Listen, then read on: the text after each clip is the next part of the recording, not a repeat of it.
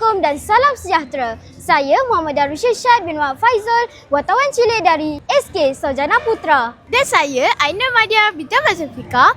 Pada hari ini, saya berada di dataran SK Sarjana Putra bagi membuat liputan Iftar Jama'i bersama asnaf dan anak yatim yang dianjurkan oleh Panitia Pendidikan Islam dan Bahasa Arab dengan kerjasama. Program yang penuh bermakna ini diadakan bersempena bulan Ramadan yang mulia bagi meraihkan golongan asnaf serta anak-anak yatim. Selain itu, program ini juga bertujuan untuk mengeratkan hubungan silaturahim serta menyemai semangat keprihatinan dalam kalangan masyarakat.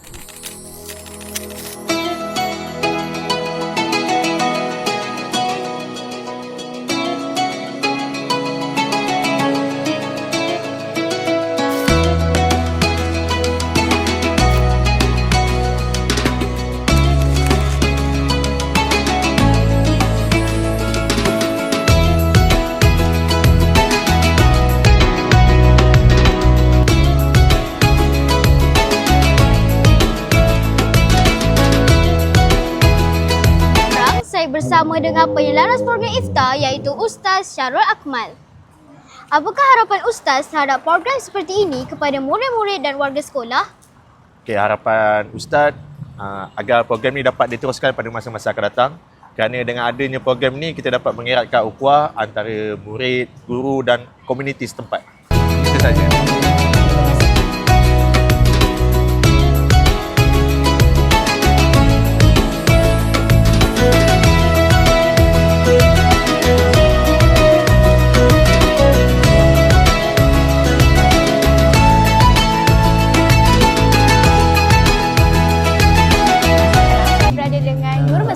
Apakah harapan guru besar terhadap program kebajikan seperti ini pada masa akan datang?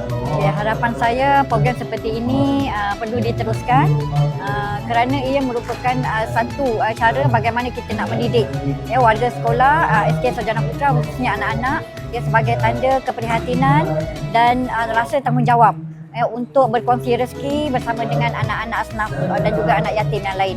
Dan kita mengharapkan program ini mendapat kerjasama daripada semua pihak khususnya dan mendapat penghayatan daripada warga Sekolah Kebangsaan Sarjana Putra supaya kita dapat sama-sama melaksanakan ataupun menjalankan tanggungjawab dan amanah untuk membantu kepada orang yang memerlukan.